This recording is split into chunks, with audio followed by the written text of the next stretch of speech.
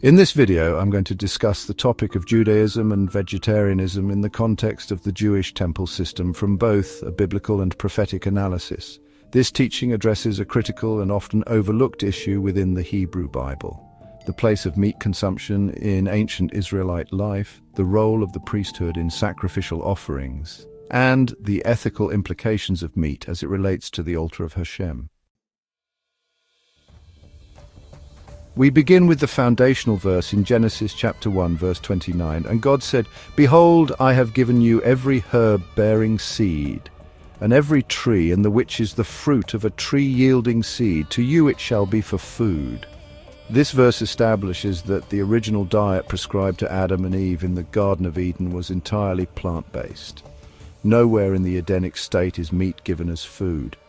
The permission to eat meat is introduced only after the flood in Genesis chapter 9 verse 3, where God says to Noah, "Every moving thing that lives shall be food for you. As I gave you the green plants, I give you everything."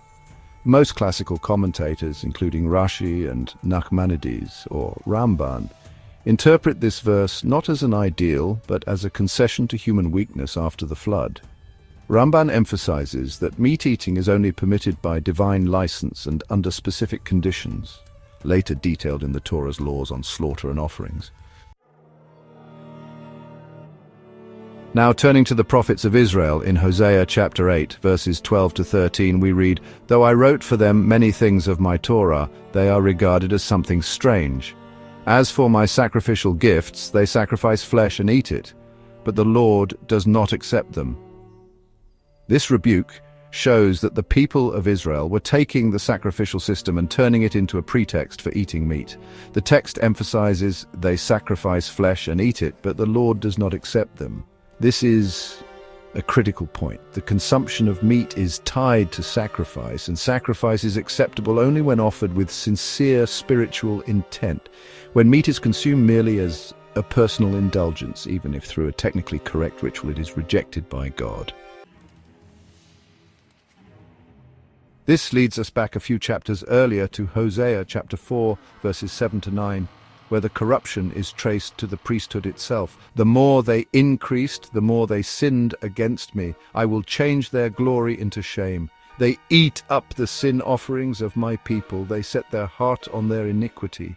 And it shall be like people, like priests. I will punish them for their ways and repay them for their deeds." The Hebrew phrase, "Akelu chatat ammi," they eat the sin offerings of my people. Combined with el avonam yisu nafsham, they lift up their soul toward their iniquity, indicates that the priests desired the people to sin so that they would bring more sin offerings, and thus the priests would have more meat to consume. This is not speculation. This is explicit in the Prophetic Rebuke. The priesthood was encouraging sin in order to increase the flow of meat offerings. This implies a core truth. The priests did not see meat as a normal food to be prepared every day at home. Rather, they depended on the Torah permitted sacrifices on the altar for their meat consumption. This confirms that meat was not considered an ordinary part of daily life. Instead, it was confined to the sanctified system of korbanot, sacrificial offerings at the altar of Hashem. The Torah itself reflects this ideal. In Leviticus 17, meat was initially only permitted if it was brought as a peace offering, known as a korban shelamim. Later in Deuteronomy 12 verse 20, the Torah relaxes this requirement. "When the Lord your God shall enlarge your border, as he has promised you, and you say, 'I will eat flesh,' because your soul desires to eat flesh, you may eat flesh. After all the desire of your soul," this again is not presented as an ideal. It is a conditional permission because your soul desires to eat flesh. The permission is predicated on human desire, not on spiritual necessity. This language echoes the idea of tolerating weakness, not affirming it as a spiritual value.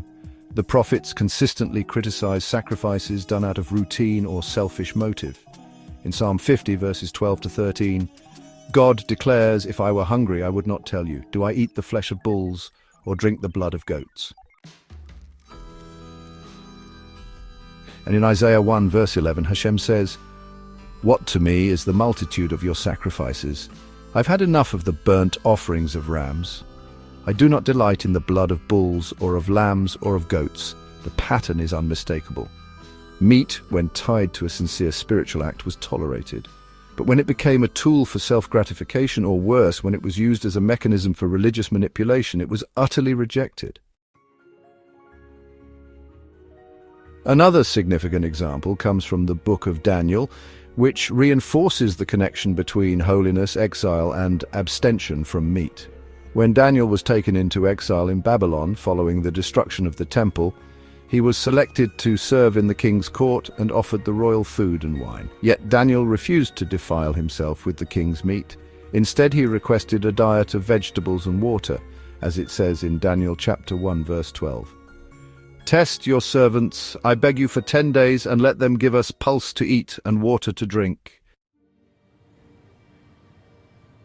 The word pulse, Hebrew zeroim, refers to vegetables, grains, and legumes, a strictly plant-based diet. Daniel's refusal to eat meat is especially significant because it occurred after the destruction of the temple, when the proper context for consuming meat, the altar of Hashem, was no longer available. Rather than partake in meat that had no sacred connection, Daniel chose a pure diet that aligned with the Edenic ideal and preserved his spiritual integrity in a foreign idolatrous land. His decision was rewarded by God, as he and his companions appeared healthier and more vibrant than those who ate the king's food, as noted in Daniel chapter 1, verse 15. This episode further supports the idea that meat was not to be consumed casually, and that in the absence of the temple and its altar, even righteous individuals like Daniel returned to a vegetarian model in order to maintain spiritual purity. Historically, this also explains the position of many sectarian groups during the Second Temple period. The Essenes, described by Josephus and Philo, abstained from meat entirely and rejected the temple's legitimacy, viewing the priesthood as corrupted by Hellenistic influence.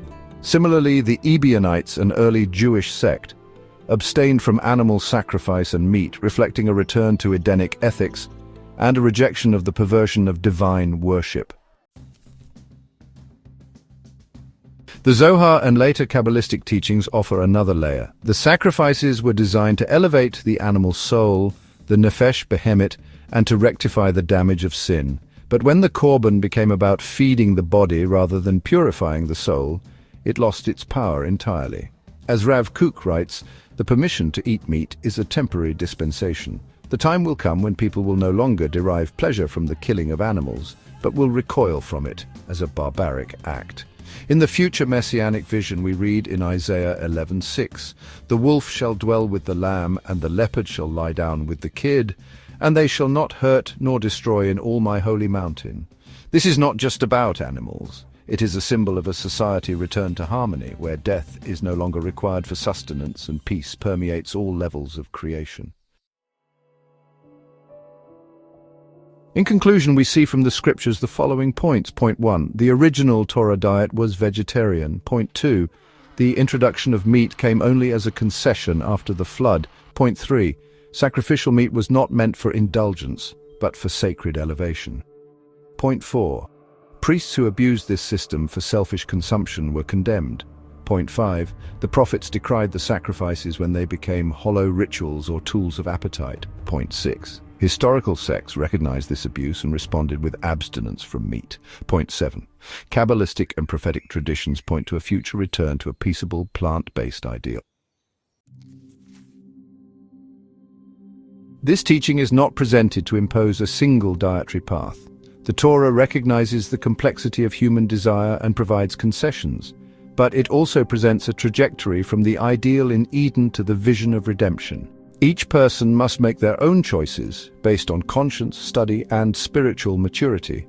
What has been offered here is information based on the words of the prophets, the Torah, the sages, and the historical record. What each person does with this knowledge is entirely their own responsibility. Thank you for watching. This has been a presentation of Avraham Eminer. The views expressed here are mine alone and are not meant to be an authoritative representation of any one religious tradition.